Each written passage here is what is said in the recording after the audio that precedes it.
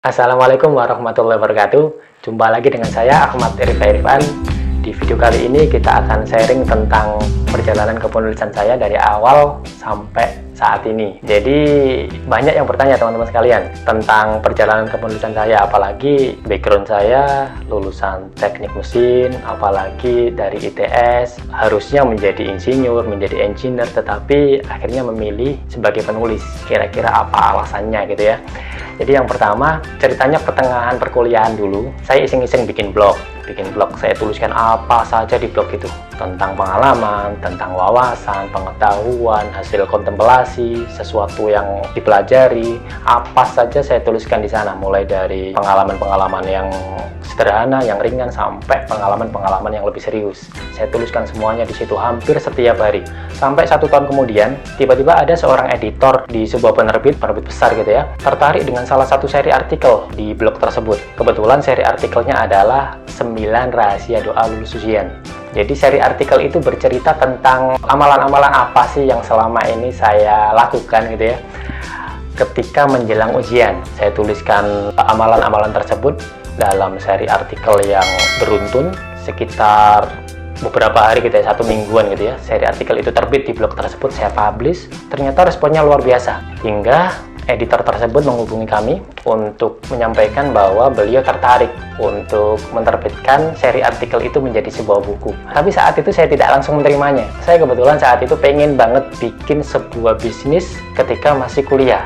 Akhirnya saya ambil peluang itu, saya tulis sendiri bukunya, saya cetak sendiri, saya layout sendiri, saya desain covernya sendiri sebisa saya. Kemudian bahkan sampai saya jual sendiri. Saya tawarkan ke sekolah-sekolah, ke kampus-kampus di sekitar saya. Kebetulan saya tinggal di Lamongan dan kuliah di Surabaya, maka kebanyakan beredarnya mungkin daerah-daerah itu saja, daerah Lamongan, Surabaya, atau maksimal daerah Sidoarjo, Gresik, dan sekitarnya. Sampai saat itu kemudian respon luar biasa dari teman-teman pembaca. 1 bulan cetak 500 habis, bulan berikutnya saya tambah lagi, cetak 1000 habis, bulan berikutnya nambah lagi, sampai 4 bulan berturut-turut. Alhamdulillah buku itu terjual lebih dari 4000 buku, hanya melalui koperasi-koperasi sekolah, melalui koperasi-koperasi kampus. Pada akhirnya setelah buku itu booming, setelah buku itu dikenal oleh banyak pembaca, tiba-tiba ada editor dari Gramedia yang menghubungi saya, tertarik untuk menerbitkan ini agar bisa beredar di tingkat nasional, agar bisa beredar atau masuk ke toko-toko buku Gramedia se-Indonesia.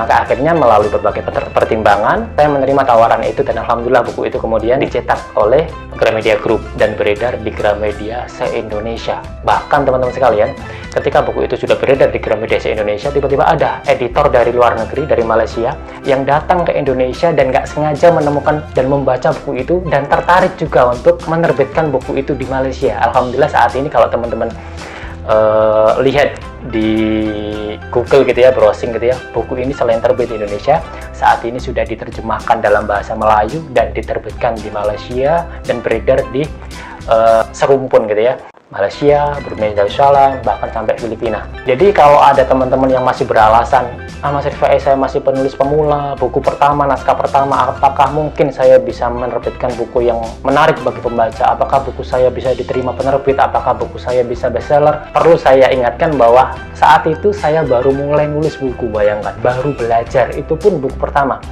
Tapi bisa tuh ya, buku itu bisa diminati, buku itu bisa bestseller, bahkan bisa diterjemahkan dalam bahasa yang lain. Maka mulai saat ini terus saja berkarya, jangan banyak dalih, jangan terlalu banyak beralasan, karena bisa jadi tulisan yang kita pandang sederhana, tulisan yang kita anggap remeh, itu nantinya justru sangat diminati oleh pembaca. Nantilah di video-video berikutnya insya Allah akan saya bahas gimana sih caranya agar kita bisa menulis buku meskipun karya pertama tapi bisa langsung diminati oleh pembaca. Insya Allah kita akan bahas secara detail di video-video berikutnya. Mungkin itu dulu dari saya di video perjalanan kepenulisan di awal itu ya. Nanti insya Allah di video berikutnya akan kita bahas lebih lanjut, lebih detail lagi lah. Itu dulu dari saya. Assalamualaikum warahmatullahi wabarakatuh.